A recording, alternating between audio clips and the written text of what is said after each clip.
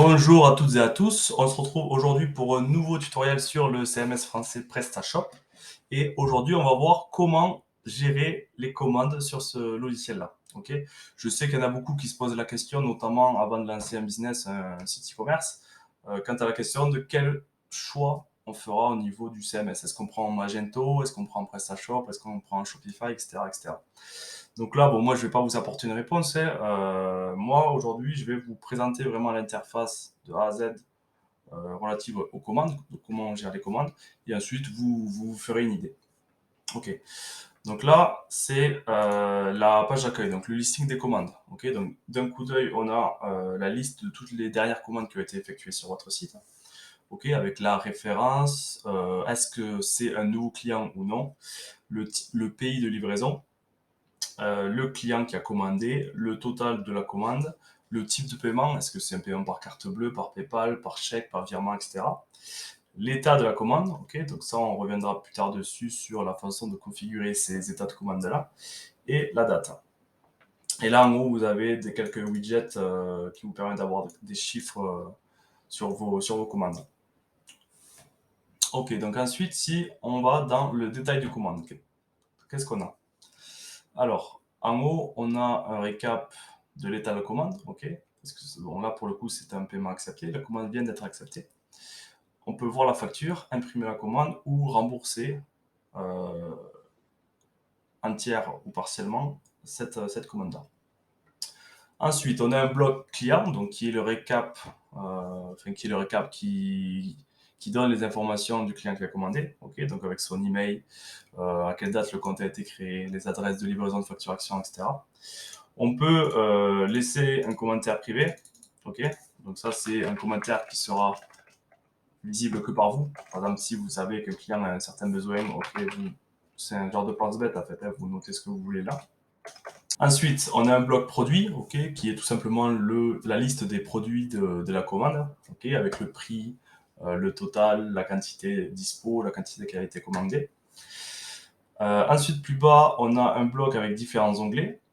Le premier onglet, c'est l'onglet état où on a en fait l'historique de tous les états de la commande. Donc là, on voit qu'elle a été passée à 18h01 et que le client a souhaité faire un virement bancaire. Ok.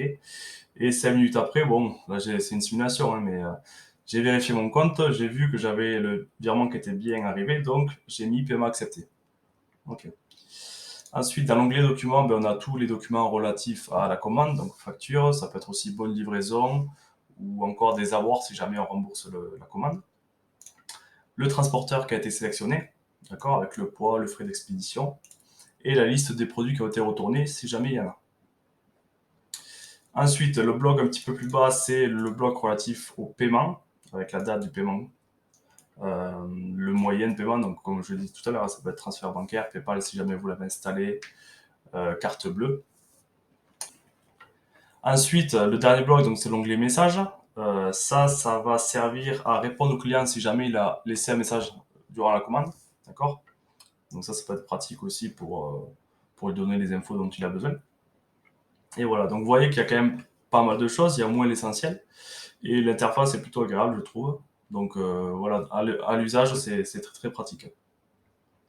Donc voilà, donc là vous avez vu comment on arrive à lire une commande, à la traiter et à la modifier.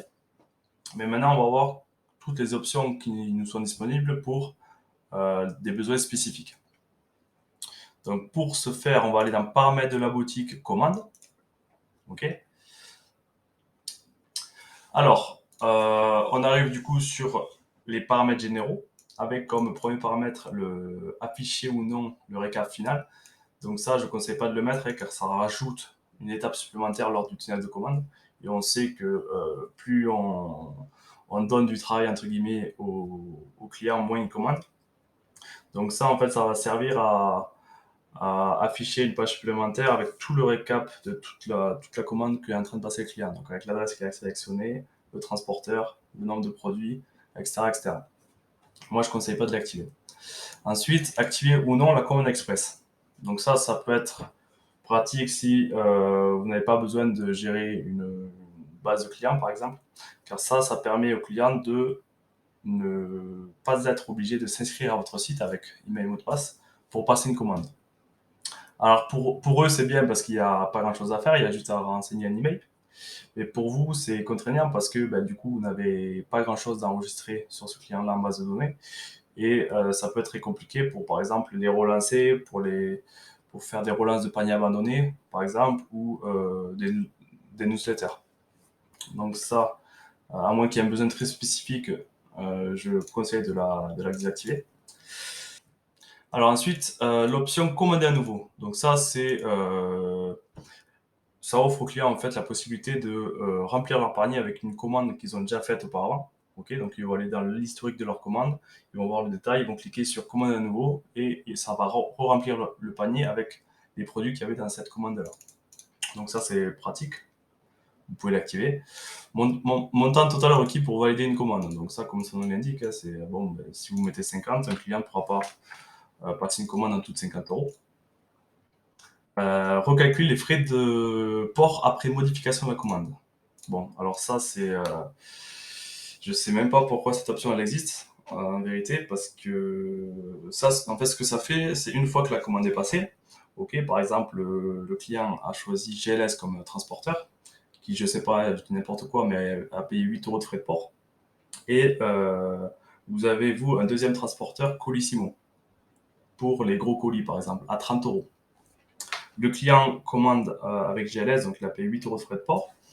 Et vous vous rendez compte que, bon, en fait, non, il fallait pas prendre GLS parce que pour X raison, le poids était trop lourd. Et vous décidez dans la commande de mettre Colissimo. Cette option-là va modifier le prix de votre livraison, ok, dans la commande, mais va aussi modifier votre facture.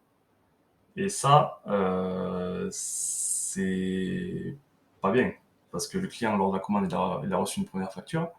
Et ensuite, vous allez la modifier en cliquant sur cette option. Donc ça, interdit. Interdit d'activer cette option. Je ne sais même pas pourquoi elle existe en vérité. Voilà. Ensuite, envoi différé. Donc ça permet au client de choisir s'il veut ou non, sur une grosse commande, recevoir d'abord les produits en stock, ok, et ensuite les produits qui ont plus de délai en fait. Voilà, donc ça peut être pratique aussi. Conditions générales de vente, donc ça oblige les clients à accepter la CGV avant de commander.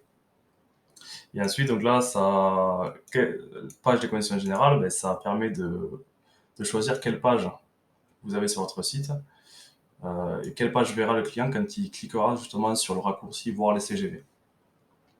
Ok. Ensuite, bon, vous avez un bloc option des emballages cadeaux, donc ça c'est très très peu utilisé, mais si jamais vous avez l'occasion de l'utiliser, donc ça permet d'ajouter une option au client de dire oui, je veux un emballage cadeau. Ok, donc là vous pouvez mettre le tarif s'il y a des taxes ou pas et de proposer ou non des emballages recyclés. Donc voilà, donc ça c'était pour les paramètres généraux. Et ensuite, la dernière chose, donc très importante, c'est l'état des commandes. Donc ça, c'est une page qui va récapituler l'ensemble des états de commandes disponibles sur votre site. Ok, donc vous pouvez en ajouter, en supprimer. Et vous pouvez, pour chaque état, lui configurer certains événements. Comme ici, par exemple, vous voyez paiement accepté sur cette ligne, donc ça c'est l'état le plus courant. Vous pouvez choisir envoyer un email au client. Donc si vous couchez ça, au moment où la commande passera en paiement accepté, le client recevra un mail et le modèle d'email, vous pouvez le choisir ici. D'accord. Je pense que je ferai une autre vidéo pour faire un tuto sur comment créer et modifier un modèle de mail. Ça peut être très intéressant. Si jamais vous me le dites en commentaire, si jamais ça vous intéresse. Donc voilà, donc à partir du moment où ça passe en paiement accepté, hop, le mail paiement est envoyé au client. Livraison. Donc ça, livraison, ça permet ou pas d'éditer un BL. Ok. Donc là, par exemple, en cours de préparation, quand la commande passe en statut en cours de préparation, un BL est édité. Et pareil pour la facture. Ok. Donc là, à partir du moment où ça c'est coché, une facture est générée quand la commande passe à l'état en question. Donc voilà. Donc vous voyez qu'il y en a pas mal. Hein. Il y a en plus quelques modules spécifiques qui créent des commandes, qui créent des états spécifiques. Donc voilà, donc vous avez vu en tout cas le plus important sur comment on gère les commandes sur PrestaShop. Hein. Donc vous avez vu que c'est assez simple, c'est assez intuitif.